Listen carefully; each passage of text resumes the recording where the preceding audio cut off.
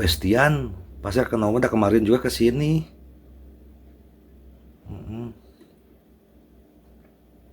Bab 3545 Huainan Wangcheng.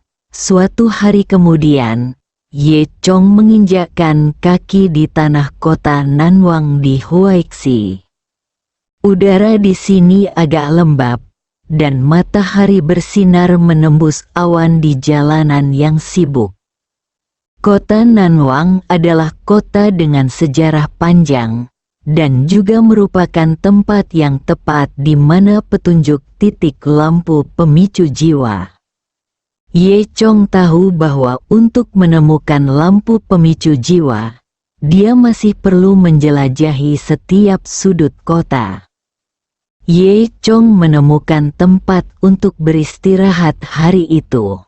Keesokan paginya, Ye Chong bangun pagi-pagi dan pergi ke jalan pejalan kaki di mana terdapat lebih banyak orang, bersiap untuk bertanya kepada penduduk setempat tentang beberapa gunung atau kuil terpencil. Tempat-tempat ini biasanya merupakan lingkungan di mana lampu-lampu yang merangsang jiwa suka hidup. Namun, tidak lama setelah Ye Chong berjalan di jalan, dia bertemu dengan seorang kenalan, Qiu Xiaosui. Ternyata rumah Qiu Xiaosui berada di kota Nanwang.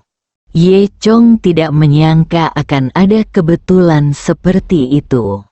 Ketika Qiu Xiaosui melihat Ye Chong, dia tertegun sejenak, lalu langsung menjadi bersemangat, dengan ekspresi terkejut di wajahnya. Hari ini, dia mengenakan t-shirt putih sederhana dan celana jeans, dengan rambut diikat santai menjadi ekor kuda, terlihat segar dan natural. Ye Chong, kenapa kamu ada di sini? Qiu Xiaosui bertanya dengan penuh semangat, wajahnya sedikit merah. Ye Chong tersenyum dan menjawab, ada sesuatu yang harus aku tangani ketika aku datang ke sini. Oh, kupikir kamu datang ke sini khusus untuk menemuiku. Ye Chong tersenyum. Qiu Xiaosui berkata dengan canggung, ya, seharusnya aku mentraktirmu makan malam besar, tapi ada yang harus kulakukan sekarang. Ada apa? Ye Chong bertanya dengan rasa ingin tahu. Jejak kesedihan tiba-tiba muncul di wajah Qiu Xiaosui. Kakek saya sakit parah. Saya akan pergi ke rumah sakit untuk menemuinya. Ye Chong mendengar kekhawatiran dalam kata-kata Qiu Xiaosui. Dia berpikir sejenak dan berkata, mengapa aku tidak pergi bersamamu? Mungkin aku bisa membantu. Lagi pula, Ye Chong tidak punya petunjuk sekarang, jadi dia pergi menemui Qiu Xiaosui untuk melihat-lihat nanti, dan mungkin dia bisa menemukan petunjuk. Setelah Qiu Xiaosui mendengar ini, dia bertanya dengan heran, benarkah? Bagus sekali. Setelah itu, kedua orang itu berjalan bersama menuju rumah sakit. Mereka berdua berjalan dan mengobrol. Meski hanya beberapa hari setelah kembali dari Zufeng, Qiu Xiaosui selalu memikirkan Ye Chong. Kota Nanwang tidak besar, dan tak lama kemudian mereka berdua sampai di gerbang rumah sakit. Di pintu masuk rumah sakit, terdapat layar besar yang menayangkan berita lokal. Halo pemirsa, selamat datang di Halo Nanwang. Hari ini, konten utama hari ini adalah Qian Wanli dan Buca Qian, pengusaha terkenal di kota Nanwang, meninggal karena serangan jantung mendadak pada waktu yang sama kemarin. Saat ini, masalahnya adalah sedang diselidiki lebih lanjut. Ketika Ye Chong mendengar ini, dia menunjukkan ekspresi sedikit bingung. Qiu Xiaosui mendengus di sampingnya. Kemudian, dia memberitahu Ye Chong bahwa masalah ini adalah masalah besar di kota Nanwang. Qian Wanli dan Bu Caqian, dua orang kaya dari kota Nanwang, meninggal karena penyakit jantung di hari yang sama. Bagaimana kebetulan seperti itu bisa terjadi? Kemudian, dia berkata secara misterius, ada rumor secara pribadi bahwa mereka dibunuh. Benarkah? Ye Chong tidak terlalu peduli. Ini sungguh mengerikan, kata Qiu Xiaosui. Qian Wanli dan Bu Caqian sama-sama selebriti di kota Nanwang. Kematian mereka menarik perhatian banyak orang. Ye Chong dan Qiu Xiaosui masuk ke rumah sakit sambil berbicara.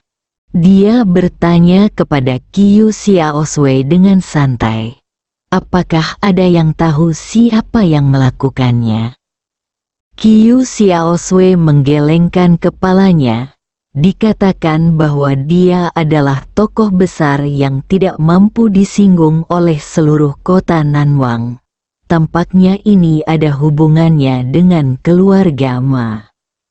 Ma keluarga? Ye Chong menunjukkan senyum lucu. Saat keduanya sedang berbicara, mereka sama sekali tidak menyadari bahwa ada seorang lelaki tua yang lewat di samping mereka. Orang tua itu datang ke rumah sakit untuk mengganti pakaiannya. Dan ketika dia melihat Ye Chong, seluruh wajahnya terkejut. Jika Ye Chong melihat lelaki tua ini, dia akan mengenali bahwa lelaki tua ini tidak lain adalah lelaki tua yang menggunakan metode jahat untuk mengumpulkan wanita muda. Orang tua itu diam-diam mengatakan sesuatu yang buruk dan dengan cepat menundukkan kepalanya. Dia tidak menyangka akan bertemu Ye Chong di stasiun kemarin dan memberitahu Ma Wanli tentang hal itu.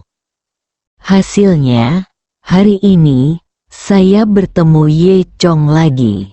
Ketika dia melihat orang di sebelah Ye Chong, lelaki tua itu tercengang.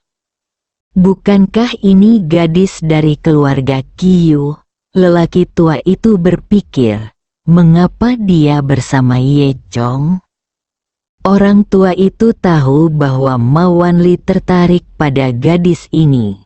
Tidak, aku harus kembali dan memberitahu Ma Wanli tentang ini. Ye Chong dan Qiu Xiaosui di sisi lain tidak memperhatikan lelaki tua itu, tetapi pergi ke area bangsal ICU. Koridor area bangsal dipenuhi bau disinfektan.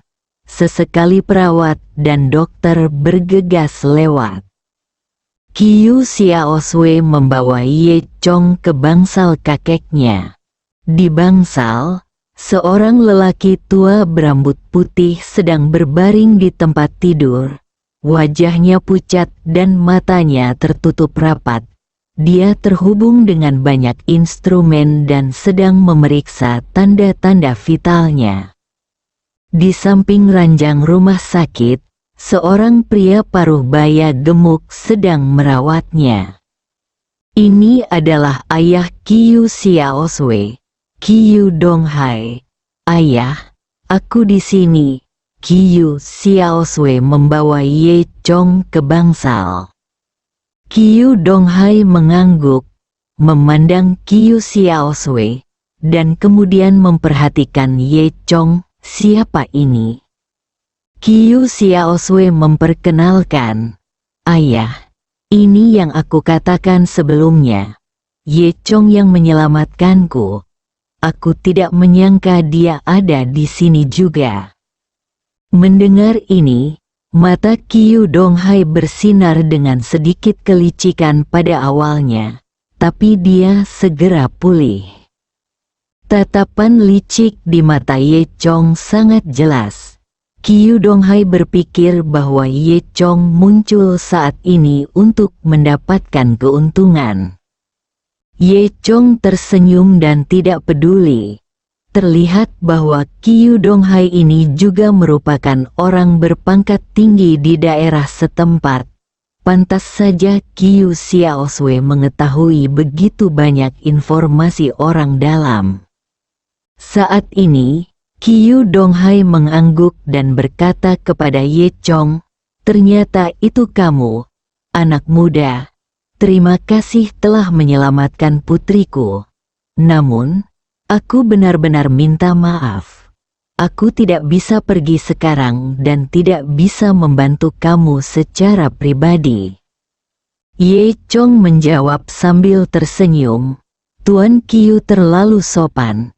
Ini hanya masalah sederhana bagi saya, jadi jangan khawatir." Kiyu Donghai tersenyum dan berkata, "Saya ingin tahu apakah Tuan Ye ada di sini. Ada apa?" Tampaknya Kiyu Donghai masih berpikir bahwa Ye Chong ada di sini untuk mendapatkan keuntungan. Ye Chong pura-pura tidak mengerti dan berkata, "Saya di sini karena ada urusan sendiri yang harus saya tangani." Kemudian, dia bertanya kepada Kiyu Xiaoswei apakah ada kuil, bangunan, atau tempat lain yang relatif terpencil dan tenang di daerah setempat.